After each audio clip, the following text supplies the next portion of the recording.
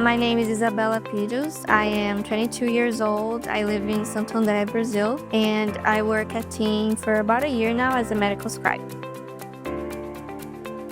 Teem had a lot of opportunities for people who want to work remotely, especially in Brazil, and I started applying for multiple jobs and getting interviews, but it wasn't a right fit. And then I found a customer support job, and I thought, well, that was my last job, so I could do that. And I got an interview at Teem. And in the interview, they asked me where I see myself in 5 years. And after 8 months of answering that question with the most basic answers and trying to please the interviewer, I decided to be honest. And I said, well, I would really like to work in healthcare. But in Brazil, I need to have certificates and degrees for that, so it would be much farther down the road. I can't do that right now. And she said, well, we have medical scribe positions at Teem, and you don't need a certification prior to work on that. And she put me in another process to be a medical scribe, and I found the client I work with today, and I've been there ever since.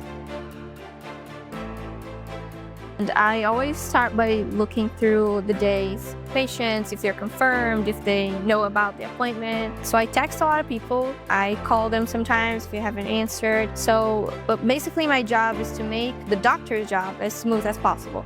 So for example, I have started texting parking suggestions so the clients can get there more effectively. I scribe through the appointment, so I stay in a video chat with the doctor basically all day long, listening to all her appointments, and I put in all the information in the patient's chart. I go through all the forms that they signed before coming in, so I can then tell the information that the doctor could use, even if it's as simple as their hobby. That's the last question in the forms. And they always love it when the doctor knows that. They're like, oh, so you're into hiking, how's that going? And they're always so impressed that the doctor knows that, so it's very satisfying. I also look at insurances sometimes. I send birthday texts, which is another simple thing that I believe makes all the difference. I send in referrals, check faxes, emails, all that stuff.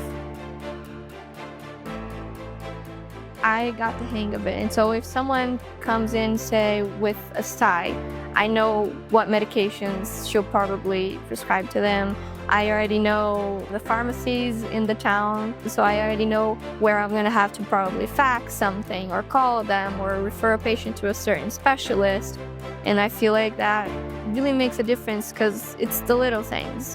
That's what I've learned most about in this job, is that if you pay attention to the little things, the big ones get much, much easier.